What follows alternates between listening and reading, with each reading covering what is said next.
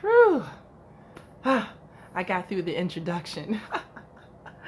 Do you know how long I practiced that? Well, it was over like a 2-day period because I didn't know exactly what I was going to say, and got to practice, right, before you get in front of the camera.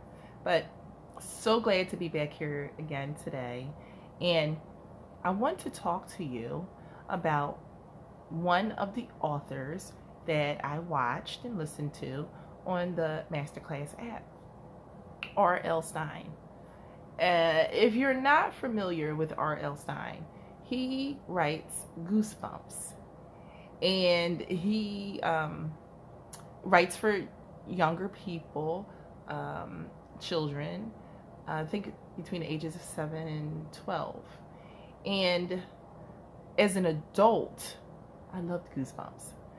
I read a few of the books. I didn't read a lot of the books, but if you recall, if you are a Goosebumps fan, they did turn it into a TV series, and it used to come on back in the day when we were all watching channels instead of streaming on Stars and Netflix. And I watched it faithfully, and I'm a horror story writer, and I love those types of stories, so I gravitated to it right away. And I thought the stories were really cute. I did. They were cute. They weren't really, that scary, but I thought they really had some great themes in them, and I enjoyed listening to R.L. Stein talk about his writing and give us some great ideas on how we can keep our writing flowing and how we can tap into what he calls the idea store, which I think is really neat that he calls it the idea store. So he talks about writing as a career, and he talks about the fact that he wrote every single day, which is something you're going to hear me talk about as well, is that you have to write every day. And he talks about how he came up with ideas, which I thought was interesting. So let's talk about ideas, because I think sometimes people you just don't have the idea for a story, or everything has been done already, and what else could I do? The amazing thing is it's so much to do out here. It really is. We have to tap into other things. We have to go the extra mile and say, but wait a minute, there's no one's talking about this, and you go there. Because what we tend to do is stick with what's working right now. What's the hot thing right now that's working right now? And I'm going to say it, even though it's one of I love this genre and I write in this genre. The Walking Dead, zombies. Zombies have been around forever, with the very first movie that I ever saw, which was Dawn of the Living Dead, or Day of the Living Dead, or something like that. Put in the comments what it is. But remember that one if you're in my age group. That was black and white, and it started with the young girl. She was going through the cemetery, and all of a sudden she ran into a dead person in the cemetery, and they got locked in the house and had to board it all up. The whole thing there. And now that's one of my favorite cult movies, as corny as it is now, because that's just like watching an old Frankenstein movie. How corny is that? But all of this stuff started us down the road of horror, and it just got bigger and bigger and bigger, because there's so many different things you can do with the backdrop of zombies, or a monster, or aliens, or anything that you can think up. And R.L. Stein borrowed a lot of his ideas from things that were already out there, things that were already made. One a movie that he said that he used to watch all the time was the Twilight Zone. And the Twilight Zone is basically different stories with different people in it and strange things happening. And he borrowed a lot from there, and he would develop his own story off of a plot like that. He also said he thought of a Christmas story that he could do. He said, but Christmas isn't about horror. Christmas is fun and Santa and reindeer. But no, Christmas is horror, because remember the Scrooge.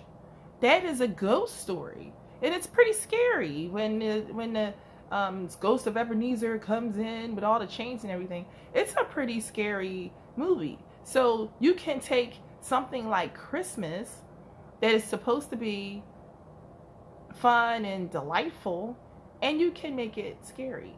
So the whole gist of it is you can take anything and you can change it around and manipulate it and come up with a whole new idea. Just like hip hop. They take songs from back in the day, and then they take the song and they cut it up, or they take just a little piece of it, sample this, sample that, and it turns into a whole new song. And they've been doing that for years. So this is something that we do. We borrow from the past, and there's nothing new. That, the wheel, you can't make a new wheel, but you can certainly make different things out of that wheel. And we are on the potter's wheel, are we not? And we are creating and being created new every day. As I said, I'm constantly changing. I'm growing and becoming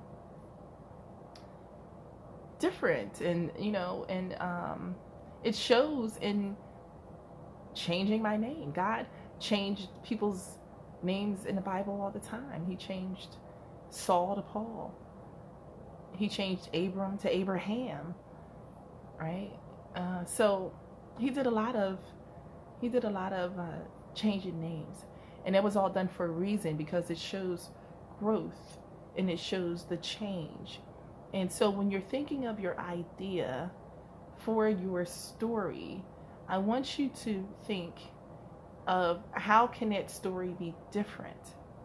How can you change the story around? What's going to be different about it? And don't be afraid to share ideas, because the truth of the matter is this. I hear this a lot in business. Don't share all of your business secrets. People are going to steal them.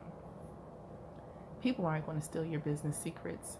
People aren't going to steal your story ideas, because all of that information is out there already. Especially today, we are in an information technological age. You can find anything anywhere. Google it. It's out there. What we're in right now is doing it, is being about it. They say just don't talk about it, be about it. That's where we're at right now. And it's the best time to be there. But sometimes people tend to get lazy. But that's your time to shine. When you see other people falling by the wayside and not progressing, that doesn't mean you have to fall too. And that doesn't mean you don't have to do anything. It doesn't mean you have to be stagnant or stuck. It means that you need to move around that barrier and keep going. Keep going. Take that idea, stretch it out, make it your own. And you make it your own by putting your stamp on it. You are wonderfully unique, and your ideas are wonderfully unique.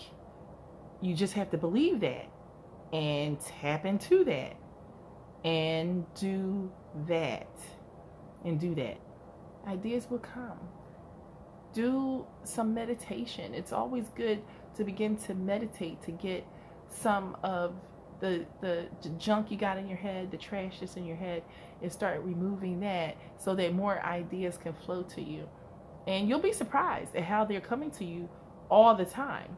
But you dismiss them or delete them because you have something that is creating a barrier to you cultivating that idea and making it become whatever it's supposed to become. An essay, a fiction book, a non-fiction book, a poem, a blog, or whatever it is that you are supposed to be writing. It will happen, but you just have to put the time in. It's really about putting the time in and doing it. And another way that I put the time in is by getting up early. I get up early every single day, and the first thing I start doing is making my breakfast. I have oatmeal every day. I love oatmeal. I don't know what you have for breakfast. Tell me what you have for breakfast every morning. Sidebar. So, ideas will come. So, R.L. Stein wrote a list of ideas. I'm going to share that list with you on the next lesson when I continue talking about R.L. Stein and the things that he talked about during his masterclass, because I did think it was valuable and he was teaching. You know, some of the classes I felt like they weren't really teaching, but they were, you know, kind of just telling, you know, just talking, not teaching. There's a difference between telling someone to do something and teaching someone how to do something. There's a big difference in that. And I think when you begin teaching something, it's coming from a different place or different space. When you begin to teach, you're telling someone, you're giving someone a backstory, you're giving them some concrete information to lift up something, not just a straightforward, this is how you do it, and you still don't know how to do it. I don't know how to do that. You know, how do I do that? You know, so something that I'm telling you right now, ways to get your ideas flowing is, one, and you can write this down, start getting up earlier. Because if you get up just on time and you work a job, get up, you're just in time to go to work, or you're just in time to go to school. You're always just in time. So it's better to get up earlier so you can do other things that you want to do. And it's a quieter time. It's quieter outside. It's quieter inside your head when that stuff is flowing around, and you can catch it. You can catch those ideas because they're out there in the universe, and you want to be able to catch it. I think that's why some people think, oh, this person stole my idea, but they never seen your material before. How did they steal your idea? Because ideas are in the universe. They're in the universe. We put ideas in the universe as spirits. They go out, they go out, they go out. You know, and they're even more so now with online social media. Ideas are all over the universe. They're just out there for people to examine, manipulate, and write about. That's why you see so many different stories about gangsters. One story after another. Gangster, gangster, gangster. You know, and some of them are exactly alike because those people probably did copy off of another story. You know, and then you got gangster stories that take a different turn, you know, that are really, really have its own flavor to it. Because you can still write about gangsters and put your own flavor on it. So, one thing I do recommend is being focused, knowing what it is that you want to do, and being true to that. thing, being true to the passion that is driving you. You have to be true to it. And you have to do it because you love it. You love it. I absolutely love writing. Look, I didn't wait for somebody to come over to me and say, we want you to do a master class. I'm doing a master class because that's what I want to do. And in today's world, you can do that. You can do what you want to do. The floodgates are open for you to be as creative as you want to be and to do the thing that you really want to do. So, ideas, come on. We're waiting for you. See you next time. Have a wonderful day.